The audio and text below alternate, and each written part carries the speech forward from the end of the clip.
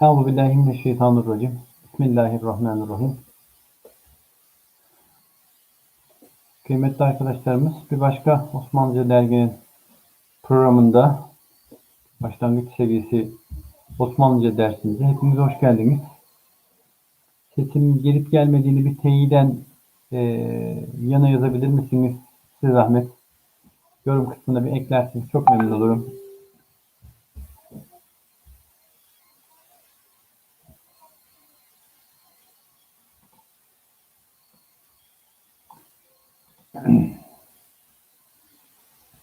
Hayırlı akşamlar. Ben de hayırlı akşamlar diliyorum. Herhalde seste inşallah bir problem yoktur.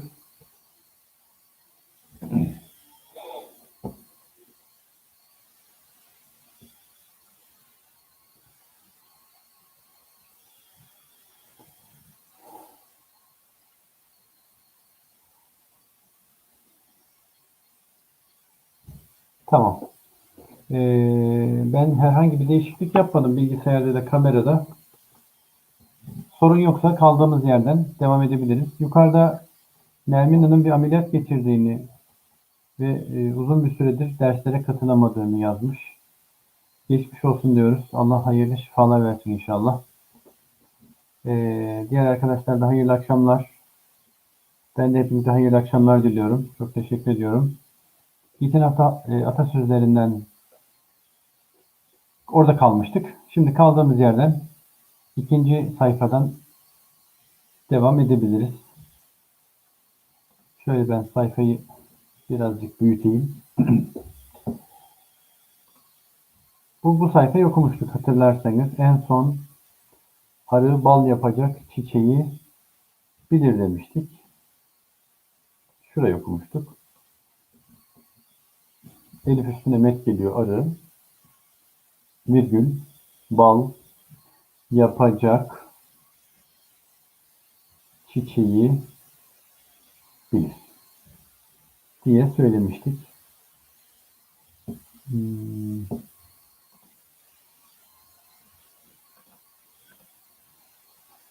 Evet, bir işaretimizi getirelim. Evet. Şimdi geçtik diğer sayfaya. İlk atasözümüz bizim bolca kullandığımız, yine günlük yaşamda çok kullandığımız, özellikle çocuklara söylediğimiz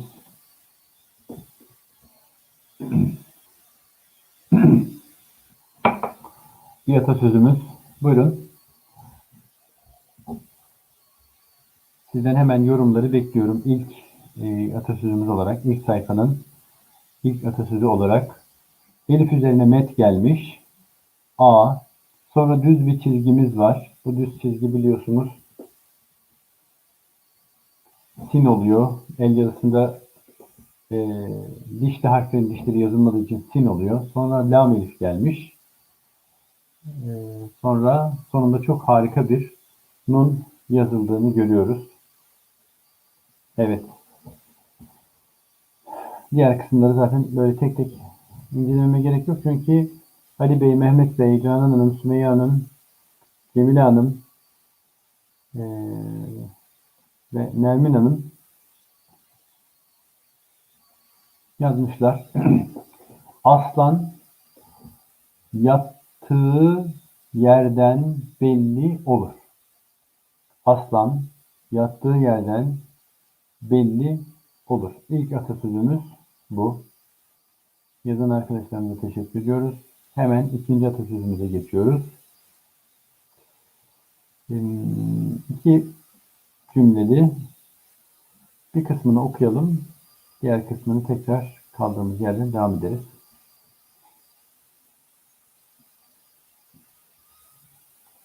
Şöyle bir yapabilirim. Virgüle kadar bir alırız. Evet, virgüle kadar bir aldık. Elif üzerine met gelmiş. A. Yanında bir harfimiz var. 3 kelime var şu an ve virgül geliyor peşinden. Çok güzel. Sümeyye Hanım, Ali Bey, Nermin Hanım ve Canan Hanım yazmışlar.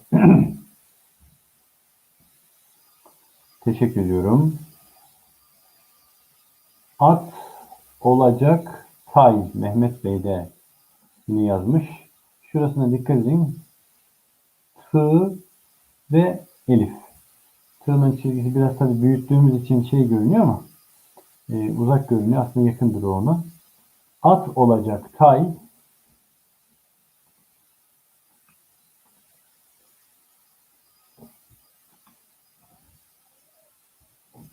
Bir tek daha.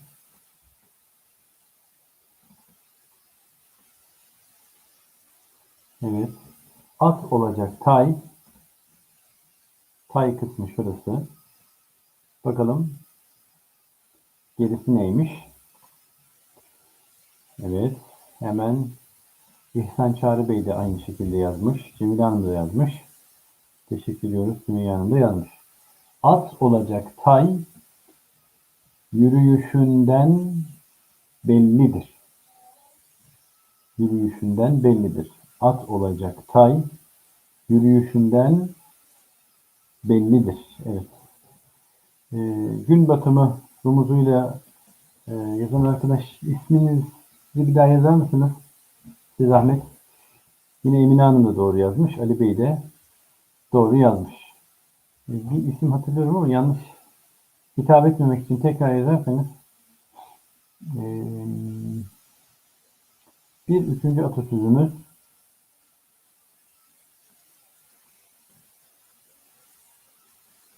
bu da şöyle sığdı. Satır olarak sığdı.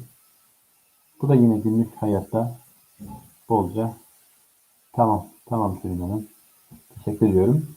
Evet bu da yine günlük yaşamda hatta ekranı birazcık daha büyütebilirim. Kullandığımız iyi olur. Yani rumuz kullanmaktansa evet satır sonunu göremeyince tutturamadık demiş bir arkadaşımız. Evet satır sığmadı.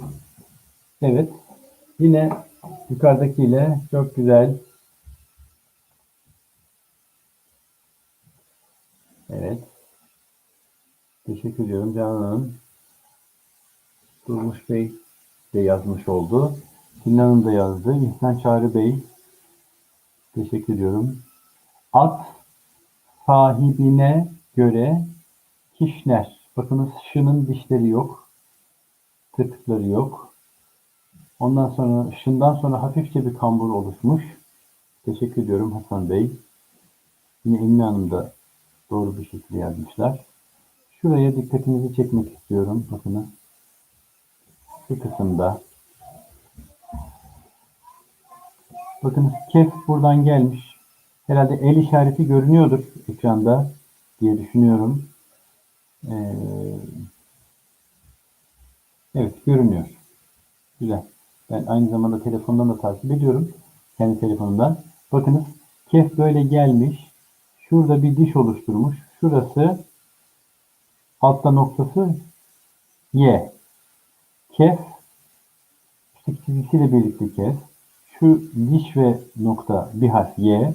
Sonra bu düz çizgimiz şın. Üstünde 3 nokta var. Burada böyle bir kambur oluşuyorsa eğer bu mutlaka şu nokta ya altta ya üstte bir nokta var demektir. Eğer düz direkt aşağı inseydi, şundan gelip direkt aşağı inseydi, şın ve ra ya da şın ve z diyebilirdik. Ama burada böyle bir kambur oluşturması noktalı bir harfin de orada varlığının olduğunu bize gösteriyor. Burada berayı malumat verdikten sonra bir diğer atasözümüze geçebiliriz. Buyurun.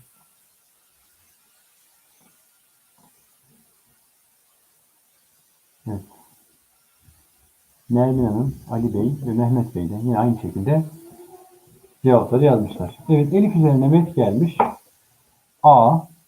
Şimdi yanında T var. Ama T'den sonra bir harf daha var. H. O A ve E okutacak. Hangisi uygunsa o sesi verecek. Bakalım. Kim okuyacak, kim okuyabilecek, kimin interneti hızlı, kimin klavyesi hızlı birazdan göreceğiz.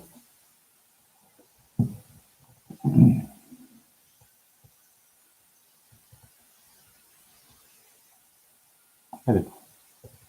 Ali Bey, Tülin Hanım.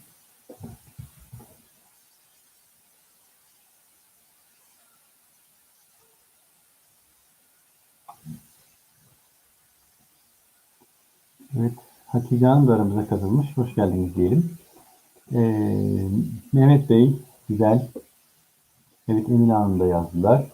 Ali Bey yazdılar. İhsan Çağrı Bey yazmış oldular. Burada bir küçük itiraz gelebilir.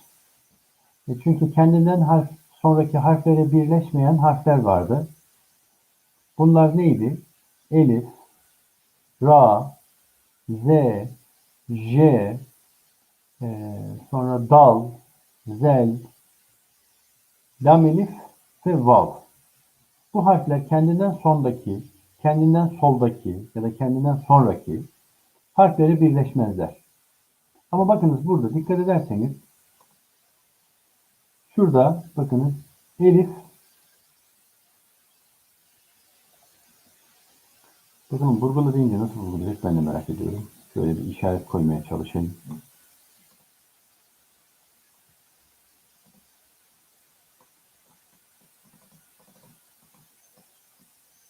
Evet, vurgulamıyor. Ben normal el işaretine döneyim. Şurada bakınız Elif, Vav, Vav hiç kalkmadan T'ye geçiş yapmış. Bu evet diye de okunur. Ot diye de okunur. Ama kelimenin öncesine ve cümlenin öncesine ve sonrasına bakacak olursak ot. Çünkü ata et, ite ot verilmez. Bakın her seferinde hatırlatma ihtiyacı hissediyorum. Demek, yemek, vermek gibi ilk heceleri e'li olan bazı istisnai kelimeler var. Bunlar da ilk hece e'li olmasına rağmen y okutucusu kullanılır. Yani virmek de yazılır. Dimek, yemek, virmek gibi yazılır dedikten sonra bir diğer atasözümüze geçebiliriz. Evet, doğru. Doğru Ali Bey. Burada vav. Kendinden sonraki harfleri birleşmeyen harfimiz var. Buyurun yine ekranımıza sığacak büyüklükte, kısa, yine günlük hayatta kullandığımız, bolca belki de kullandığımız bir atasözümüz. Okuması çok zor olması gerek. Kolay bir atasözü. Yine elif var. Üzerinde met var. A. Yanında T var. T'den sonra çok güzel bir şın gelmiş. Dolayısıyla evet. Çok güzel. Teşekkür ediyorum yazan arkadaşlarımıza. Sonra evet Kevser Hanım, Emine Hanım, gün batımı isminizi yine unuttum ben ya. Yukarıda yazmıştınız ama Tülin. Tamam. Tülin Hanım yazmış. İhsan Çağrı Bey yazmış. Ali Bey yazmış. Teşekkür ediyoruz. Ateş düştüğü yeri yakar. Ateş düştüğü yeri yakar diyoruz. Cemile Hanım, Hasan Bey de ilk yazanlar arasında. Yine Sümeyye Hanım ve Canan Hanım da yazmışlar yukarıya doğru baktığımızda yorumlara. Teşekkür ediyorum. Evet, Nermin Hanım da şimdi okuyuşunu yazmış oldu. Bir sonraki atasözümüz, tabi bunları okumak kolay. Çünkü arada böyle mürekkep kaymaları yok, kesintiler yok, kesikler yok. Buyurun, sıradaki atasözümüz. Sizi dinliyoruz, sizi izliyoruz. Sizin yazmanızı bekliyoruz. Yine elif üzerine met işareti gelmiş.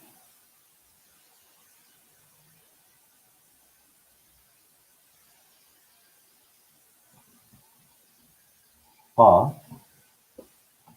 Çok güzel. Hasan Bey, Sümeyye Hanım. Teşekkür ediyoruz.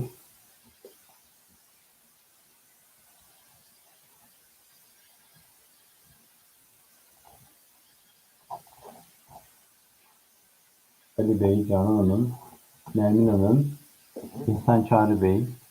Teşekkür ediyoruz. Fersin Hanım da yine okunuşunu yazmış oldular. Atılan ok, bakınız kafın kuyruğu çok harika bir şekilde noktası kuyruk olarak gelmiş. Aynı nunda, atılandaki nunda olduğu gibi. Atılan ok geri dönmez. Bakınız yukarıdaki demeye çalıştığım şey buydu işte. Mimden sonra hemen aşağı inmiş bakınız. Şu üstteki nun. Şurası mim. Mimden sonra hiç kambur falan vermeden aşağı inmiş. Dolayısıyla Z. Eğer burada yukarıdaki gibi kişnerde olduğu gibi bir kambur olsaydı bir harf daha var diyecektik. O harf olmadığı için burası direkt mimden hafif sola meyilli bir şekilde aşağıya inmiş oldu. Evet, bu da güzel bir atasözümüz. Buyurun. Cümlenin sonu gelmediği için açmıyorum. İsterseniz bir tık açabilirim. Şöyle. Heh. Altı görmüyoruz.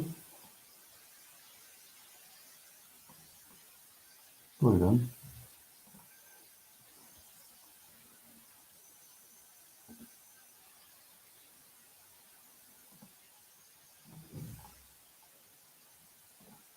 Yine elif üzerine met gelmiş. A.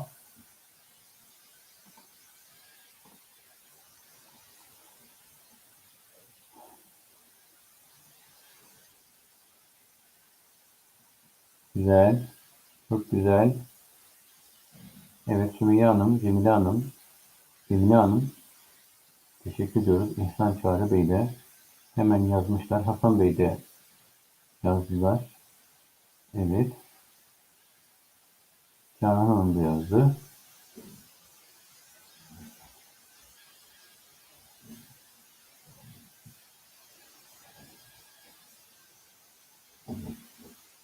Atın, bakın iyi kelimesi de aynı şekilde iyi diye yazılır. Atın iyisine doğru, evet Ali Bey de yazdılar. Atın iyisine doğru, çift üstüne çift çizgi gelince böyle kelime ortasında yumuşak G gibi okunuyor demiştik. Yiğidin iyisine deli derler.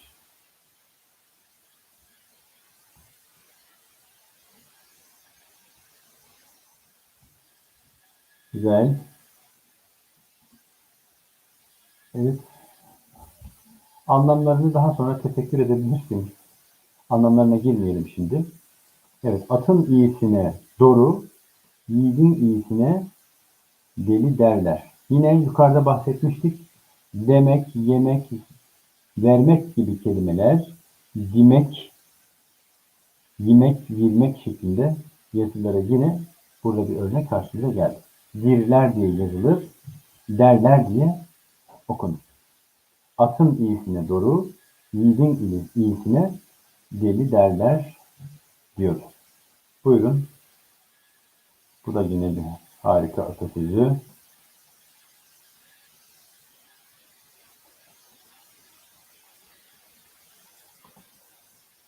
Yine elif üzerine met gelmiş. Evet, Nermin Hanım da. Yok, Tülin Hanım, isminiz değişti.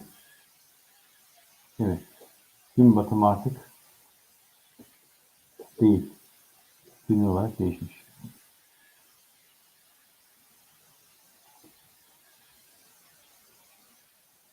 Atın iyisine doğru. Teşekkür ediyoruz. İhsan Bey. Evet. Çok güzel.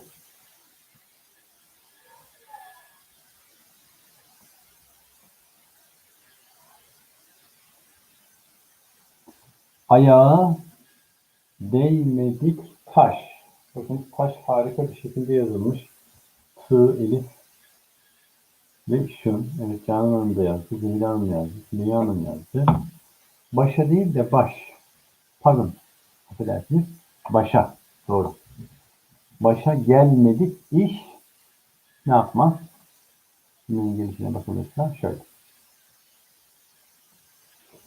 Ayağa değmedik taş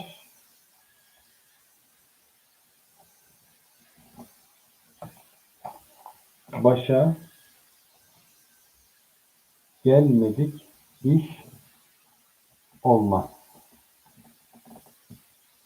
Ayağa değmedik taş başa gelmedik iş olmaz diyoruz.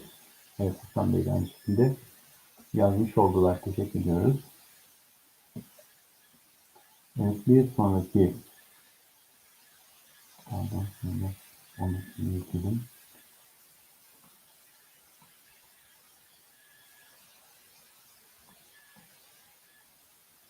Buyurun. Yine ekrana sığan bir atasözümüz.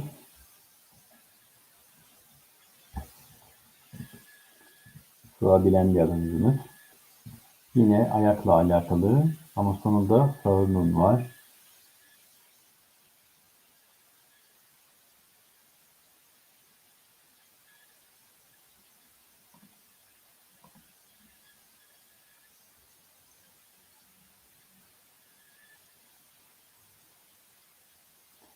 Şu an ekranın en altındaki cümleyi okuyoruz. Esmer Hanım okumuş. Evet, Sümeyye Hanım, Cemile Hanım, çok güzel. İhsan Çağrı Bey de aynı şekilde klavyesi, okuması ve interneti hızlı olanlardan.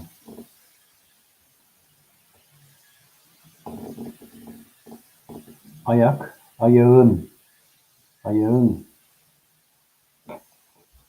sığ, evet güzel, sığmayacağı yere, güzel. Yine şun harika bir şekilde baş, B elif şun, ayağın sığmayacağı yere baş sokulmaz. Ayağın sığmayacağı yere baş sokulmaz diyoruz. Evet, Özlem Hanım ilk defa yorum yaptı. Teşekkür ediyoruz. Canan Hanım, Emine Hanım, Ali Bey, İhsan Çağrı Bey yine yazmış oldular. Ayağın sığmayacağı yere virgül baş sokulmaz. Nermin Hanım da yine aynı şekilde cevabını yazmış oldular. Buyurun. Böyle sayfayı ortalayabilirim. Bu da yine bizim günlük hayatta bol bol kullandığımız bir atasözümüz. Kısa, ekrana sığan 4 kelimeden oluşan bir atasözü.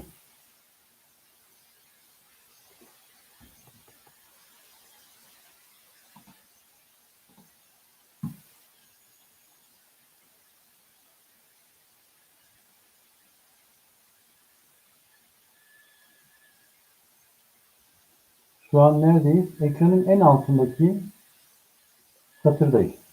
En altındaki cümle. Noktayla bitiyor. Bakınız.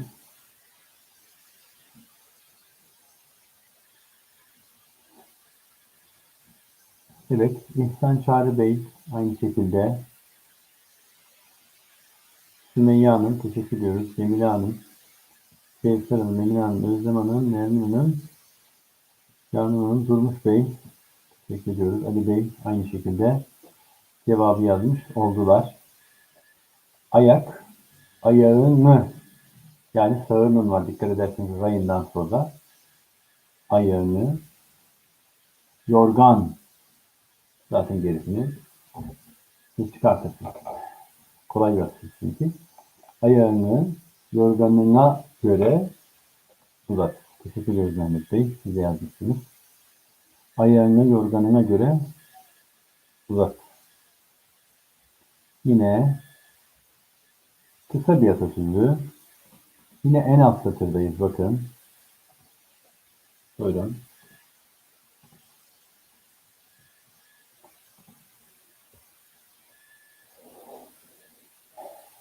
Elif üzerine met gelmiş A. Yanında Z var. Sonunda da I var. Bu bir kelime. Sonra bir kelime daha var. Sonra virgül. Sonra 3 kelime daha var. Evet.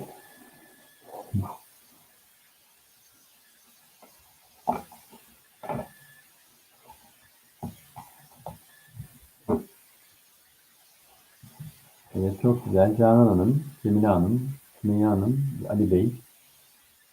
Teşekkür ediyoruz. Emine Hanım yine aynı şekilde. Göster Hanım da, Nermin Hanım da. Azı bilmeyen çoğu hiç bilmez şeklinde yazmış oldular. Azı bilmeyen, evet İhsan Çağrı Bey.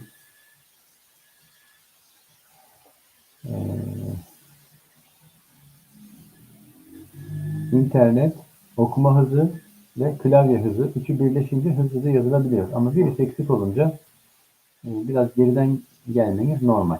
Mehmet Bey de aynı şekilde azı bilmeyen çoğu hiç bilmez şeklinde yazmış. Oo, bu da çok güzel bir atasözümüz. Buyurun. Son satırdayız. Şöyle. Son satır okuyoruz. Buyurun. Hatta üstüne birazcık daha şey yapabilirim.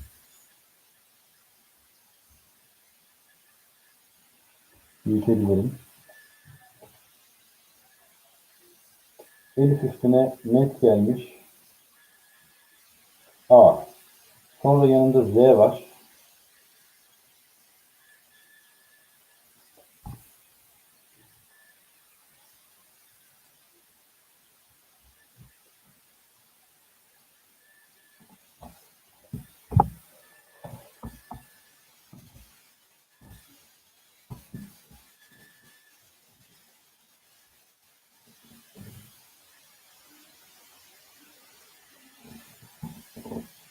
Evet Tülin Hanım şu an azıksız. Çok güzel. Cemile Hanım doğru söylemiş. Azıksız kelimesiyle başlayan ekranın en altındaki uzun atasözünü okuyoruz. Azıksız yola, bakın azıksız yola çıkanın, Ali Bey de hemen yazmış. Evet.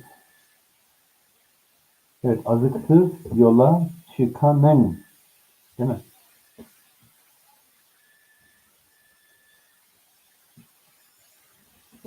Azıksız yola çıkanın iki gözü, azıksız yola çıkanın iki gözü nerede olur? El, yabancı manasındaki el böyle Y ile yazılır. El, torba. Bitmiyor kelimeniz. Torbasında. El torbasında olur. Azıksız yola çıkanın iki gözü el torbasında olur.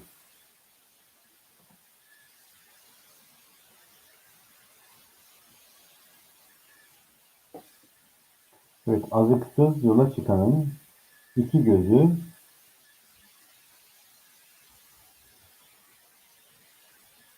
el torbasında olur. Azıksız yola çıkanın iki gözü el torbasında olur.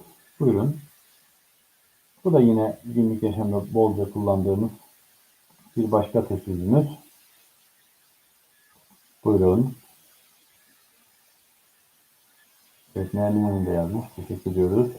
Ümit Bey de yazmış.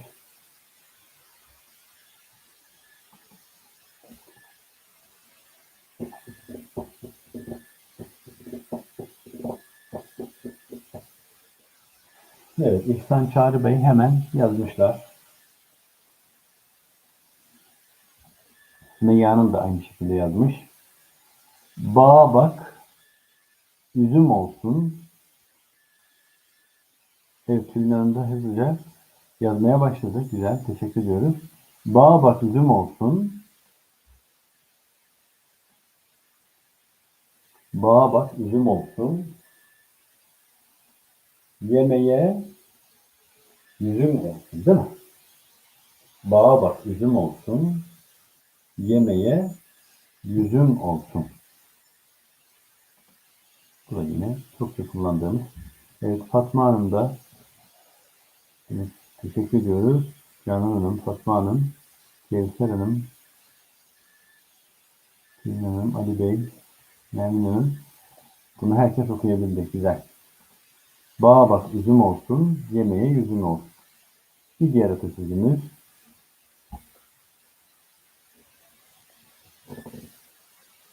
Birazcık belki zorlanabiliriz. Ama zor değil ama hani belki. Bakalım biraz ipucu versek aslında hemen okuyabilirsiniz ama vermeyeceğim.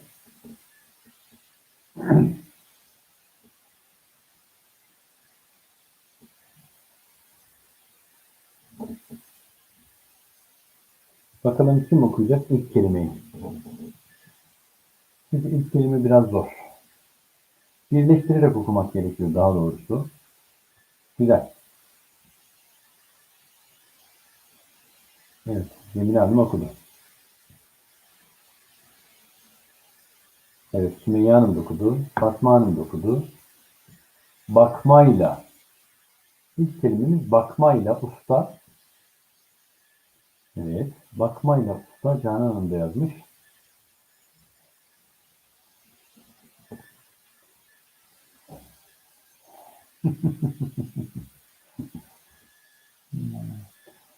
Evet.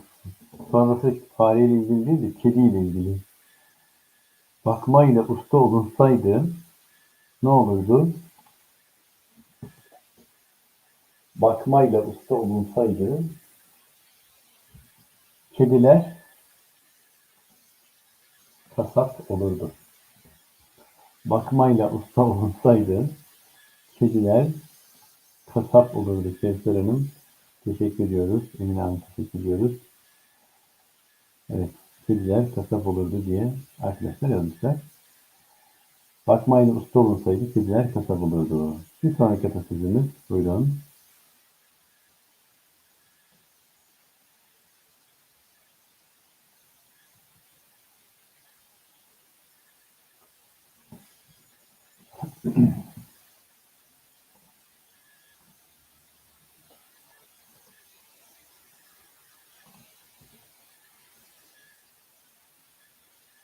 Evet, Mehmet Bey'in yanında yazmışlar. Ekranın en altındaki başla başlayan atasözümüzü alalım. Baş, başa, baş da padişaha bağlıdır demiş Tülin Hanım. İlk yazanlardan olmuş. Teşekkür ediyoruz İhsan Bey, İhsan Şahin Bey. Baş başa, baş da padişaha bağlıdır. Fatma Hanım da yazmış. Sümeyye Hanım da teşekkür ediyoruz. Canan Hanım da okunuşunu yazmış oldular. Baş başa, baş da padişaha bağlıdır diyerek bir sonraki atasözüne geçiyoruz. Bu da çok güzel. Benim çok kullandığım bir atasözü.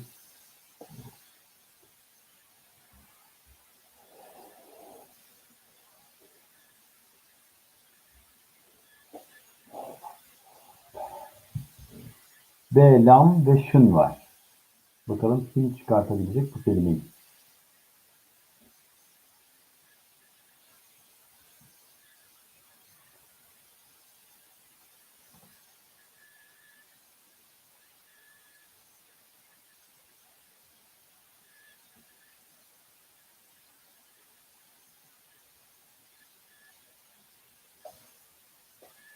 Bekliyorum da ısrarla söylemeyeceğim ilk kelimeyi.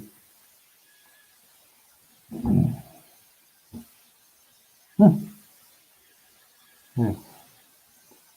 Sümeyye Hanım teşekkür ediyoruz. İhsan Bey ve Canan Hanım yazmışlar. Beleş değil mi? Evet, Emine Hanım da. Cemile Hanım ilk kelimeyi okuyamamış. Beleş peynir. Evet. Beleş peynir.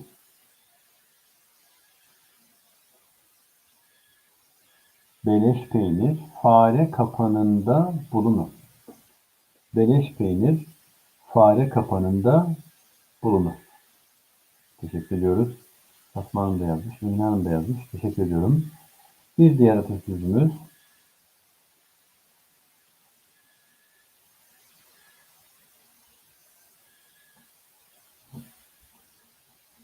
Bakalım bunu okuyabilecek miyiz?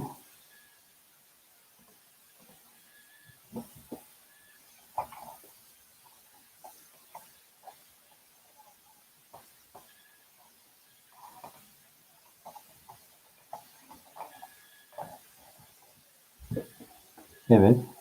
Bu da harika bir atasözü.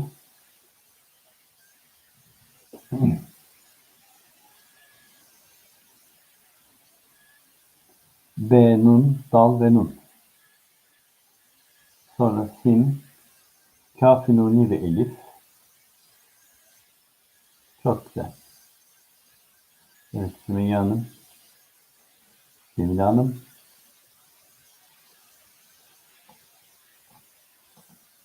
ve Tülin Hanım.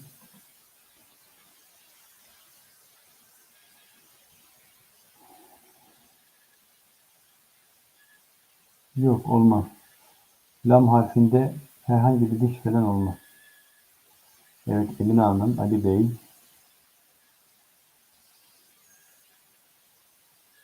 Yok, evin değil Cemile Hanım. Benden sana öğüt, ununu, evet Fatma Hanım yazdığı gibi, ununu elinde öğüt. Benden sana öğüt, ununu elinde öğüt.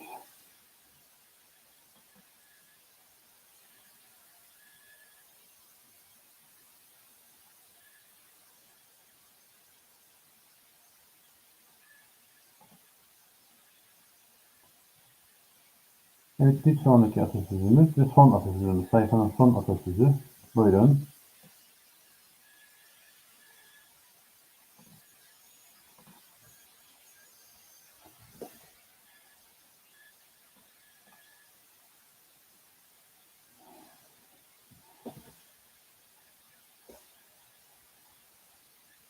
B, Y, K, Elif, Kaf.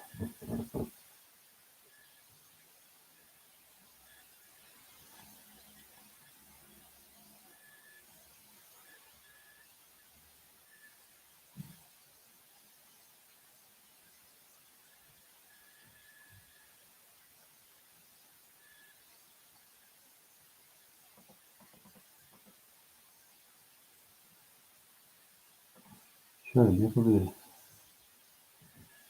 İlk yazan arkadaşımızın ismini ekrana koyabiliriz. Bıçak sapını kesmez. Bıçak sapını kesmez diyerek Durmuş Bey, Ali Bey, Şehser Hanım, Emine Hanım,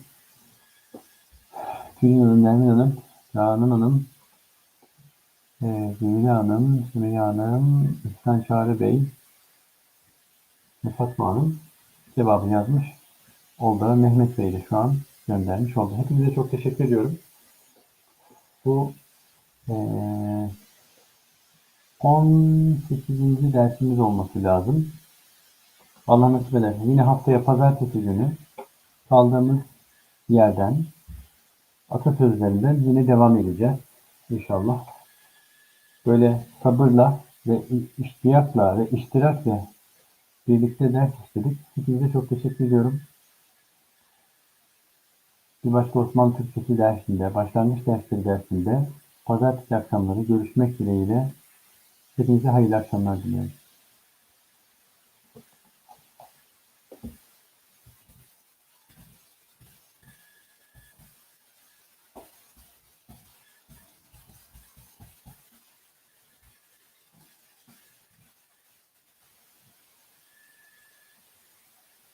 Sizler de Allah'a emanet olun.